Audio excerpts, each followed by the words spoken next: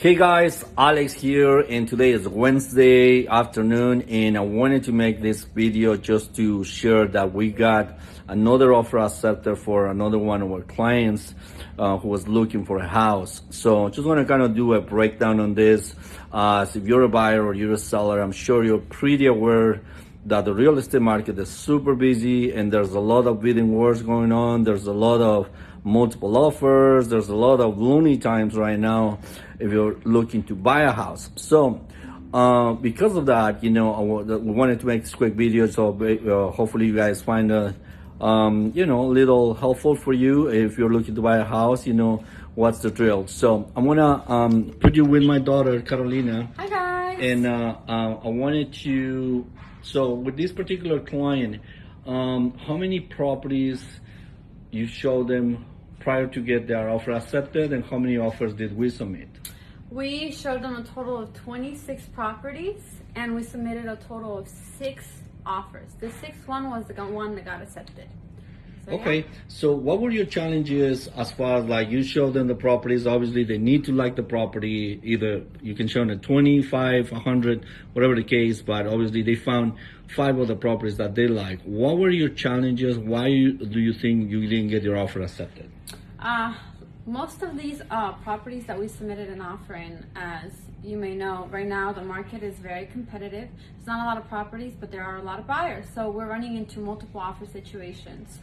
With most of the offers that we did submit, there were around 30 to 20 offers in that house overall. We did manage to get to the top 3 always, but at the same time, the sellers were always coming back with the appraisal contingency being waived. Keep in mind, prior to us submitting an offer, we always make sure we run the comps on the property to make sure it's going to appraise and to know where our offer needs to land based on those comparables. And one of these specific properties, well, most of them actually, I'm going to give you guys an example. For one of them, the comparables came back way below what the property was listed at. What was the property listed? The property was listed around 639, and then the comps came back at 614, below listing price. Exactly. So we assured our clients, we let them know, hey, you know what? We might have an appraisal problem, meaning that we need to make sure that contingency period is there to protect us. Of course, as you may know, the seller came back and they asked us to waive the contingency. The appraisal. Why do you think they did that?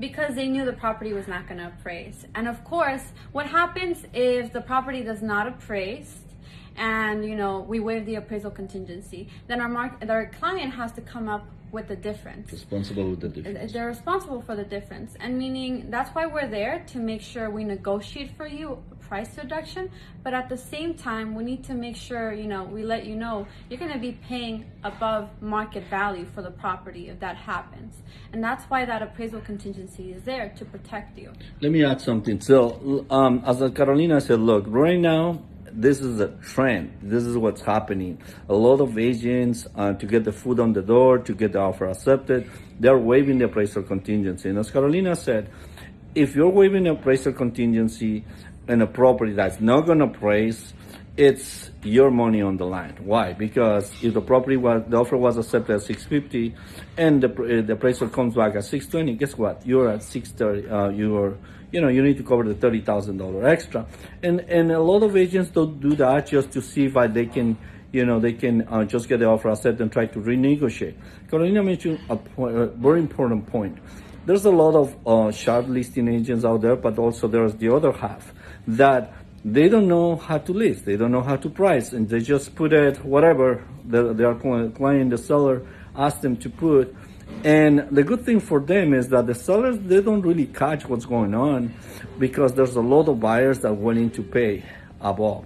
But what happens when you're a buyer that's qualified, have good all the credentials, good credit, you have a stable job, you have the down payment, the whole thing, but you don't have a $30,000 extra to cover the difference just because your agent doesn't have the ability to negotiate and make the other party understand that the property is not going to appraise. A lot of properties are falling out of escrow, not because the buyers don't qualify. It's just because there's appraisal issues. And from the very beginning, they were dealing with unrealistic buyer that waived the appraisal contingency. The minute the appraisal came back for 30,000 less, the buyer says, I'm out of here. I'm not going to cover the difference. So we prevent to do that. You hire an agent to help you negotiate, not just to show you property and submit an offer. So what happened with this particular client? Yes, 6 offers total, and the 6 was the one accepted. What was the scenario on this one? So for this one, of course, like all the other offers that I submitted, I need to make sure we run the comps. This is very important. Of course, the comps actually came back at value. So the property was listed at 614. The comps came back at 662. So I explained to my clients, we're not going to have an appraisal issue here. This property is going to appraise based on the comparables. Of course, we submitted a strong offer at 650. We came back as the top 3. We were as one of the top 3 offers. They only counted back 3. They informed us, hey, we need best and highest. So I informed my clients, hey, if we want this property, if you guys want to secure this property, we need to come back at 665. Of course, we did.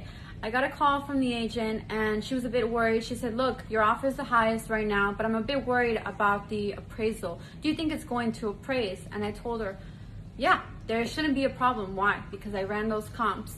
And I specifically told her, when I ran those comps, there's this one specific house around the block that just sold at 680.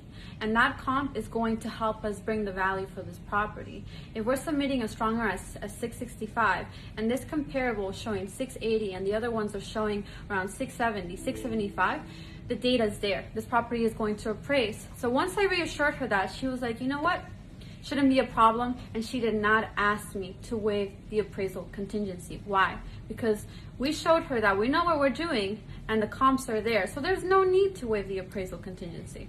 And that's a great point, because look, there's 2 parties involved in the transaction. There's and obviously two agencies, in this case us and the seller's party. So, but look, when you're representing your client, it's our job to provide data, facts, and also to negotiate and make understand the other agent that we're not trying to negotiate a price down. We're actually trying to give a realistic value, for the property, and obviously trying to be competitive at the same time. At the same time, we don't want to insult the other agent. They're saying, oh, you know what, you priced the property wrong and this is not going to happen. The reality is this: there's a lot of buyers, but out of 10, the reality is going to be 1 or 2 that have the extra $30,000-$40,000 funds that they're willing to pay. One thing is having the funds, the other one is willing to pay for above market value. So, and this is why it's important, like Carolina said, who you work with matters. It's not only about showing the property, it's about gathering the data on each property that is going to help you negotiate when the time comes to get your offer accepted. The other agents on the other party judge who's representing you. If they see we're proactive, if they see we're on it, they see we're really doing our due diligence, they say, you know what, I want to have a smooth transaction with these guys because obviously these people know what they're doing. And on this case, luckily, the other agent also is realistic and knows what she's doing. So she knows that the property is going to get sold at the best and highest value. So we're not risking our clients' savings. We're not risking our clients, like deposit in the event that, that escrow takes longer with this negotiation. So you're looking to buy a house, be cautious who you're hiring. Make sure you're hiring with a professional agent that's going to help you negotiate from the very beginning. So, Carolina, what's next? So, of course, we just... Well, 1 minute, so... Yes, so of course we just opened the escrow today. So we made sure that the wire was sent out to the escrow company, and at the same time, I'm in charge of scheduling all the inspections that are going to be doing in the property. We have the termite inspection, home inspection. As no contingencies were waived, we can do those inspections. So home inspection was just scheduled for this Saturday, so I'm going to be heading out there to Simi Valley at 11 a.m., doing a 2-hour home inspection to make sure that gets done. If any repairs come back, I have to go through the home inspection, make sure I review everything so I can negotiate a credit or repair for my client. Okay, guys, it was just a quick breakdown, what we're doing to get offers accepted. If you're looking to buy a house, give us a call. Also, if you're looking to sell a house, give us a call as well. There's a lot of buyers looking for properties. So, see you next time.